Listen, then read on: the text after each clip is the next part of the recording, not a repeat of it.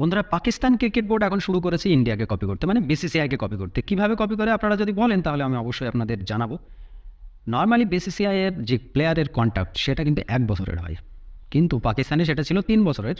আর সেটাকে পরিবর্তন করে এই বছর, এই সিজনে কিন্তু 1 বছরের প্রত্যেকটা প্লেয়ারের কন্ট্রাক্ট করা আছে। তার মানে এটাই হলো যে পিসিবি এখন বিসিসিআই এর নকশা কদমে চলছে। এবার দ্বিতীয়ত হচ্ছে, আমাদের ভারতে বিসিসিআই কিন্তু সমস্ত প্লেয়ারকে বাইরের যে কোনো লিগে খেলতে পাঠায় না। সেম কাজ এবারও করলো। বাবর আজম, শাহিন শাহ আফ্রিদি এবং মোহাম্মদ রিজওয়ান, এদের কিন্তু বাইরের লিগে এনওসি দেওয়া হলো না। তার কারণ জানানো এটাই হলো যে এই বছরে শিডিউল অনেক টাইট আছে, তাই তাদেরকে প্রত্যেকটা ম্যাচে খেলতে হবে, যে কারণে তাদের এনওসি দেওয়া হয়নি। যদিও এখানে এনওসি দেওয়া হয়েছে মোহাম্মদ আমিরকে এবং ইফতিকার আহমেদকে।